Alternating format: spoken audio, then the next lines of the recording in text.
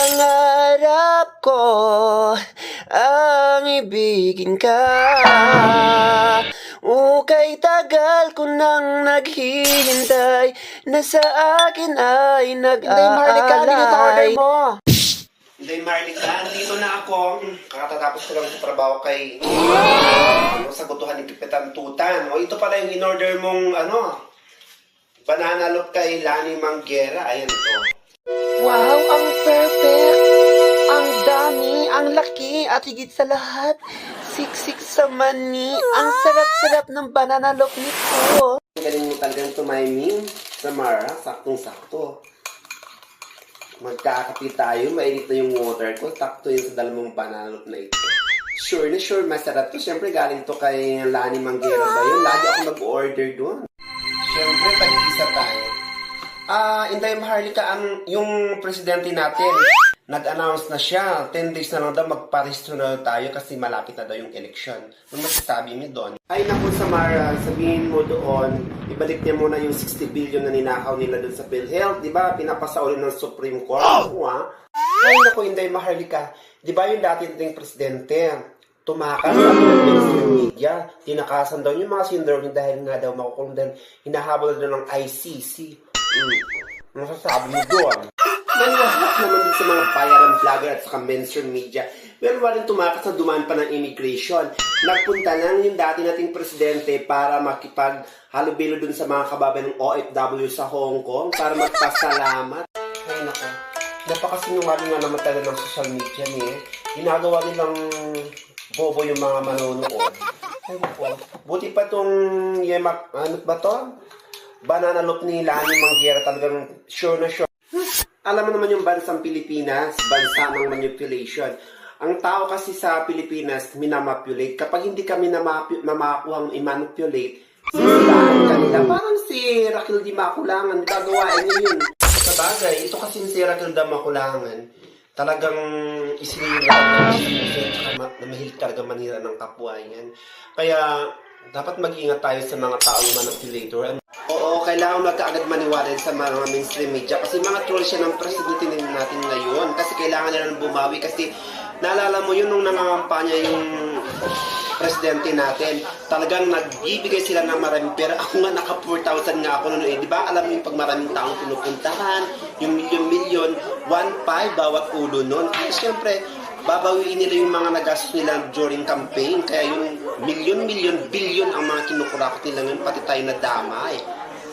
Kaya mag-ingat kayo dyan sa mga close ng presidente natin, puro kasi nungalingan yan. Dapat nga kunin nila dyan si Raquel Di Maculangan.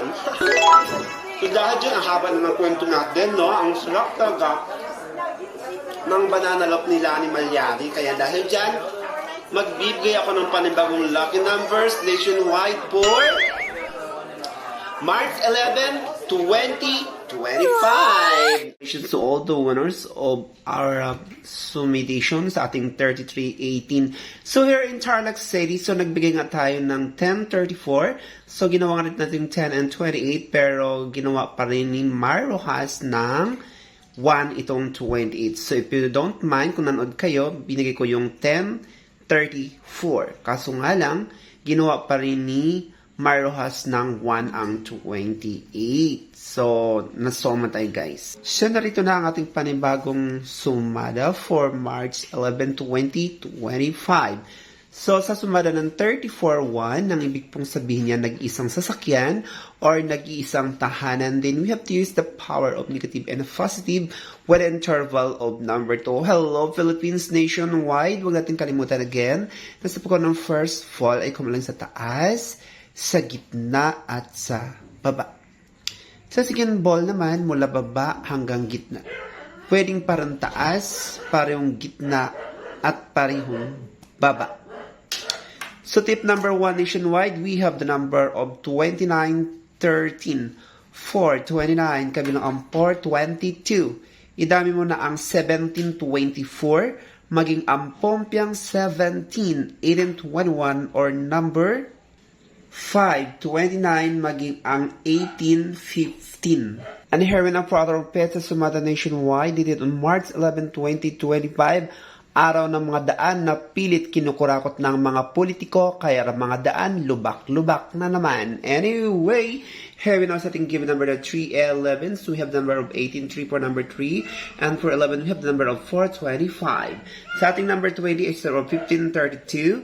Sa ating 25 is the number of 1024. So our first lucky number, we have the number of 2129, where I get the 2129 because 18 plus 3 equals 21. 4 plus 25 equals to 29. And for our second lucky number, we have the number of 1734 because of 17 minus 32 equals 17. And of course, 10 plus 24 equals to 34. So our second lucky number, we have the number of 1734. And here we know for our strongest number for today, March 11, 2025. Araw ng mga daan para sa tagumpay. Of course, 21 minus 29 equals to 8. And 17 minus 34 equals to 17. That's why our strongest number is 826, 824, 817, 1724, 1726, maging ang 24, 26. Ang sarap talaga ng banana loaf nila ni Mang Gera. Ano tayo? Ubus na. Sabagay, alam mo yung dahil Marlikat, totoo yung sinasabi nila. Alam mo yung pinakaiba daw ng politiko at saka magnanakaw. Di ba yung magnanakaw sabay takbo. Ngayon, kapag nahuli, kulong. Samantala yung politiko, tatakbo muna bago magnakaw. Tapos kapag nahuli na ng corruption, thank you lang. O di ba? Kapag Pilipinas, wala talagang patas na batas. Buti pa yung copy ko. Sure na sure, mag-enjoy ka dito. Bye na nga.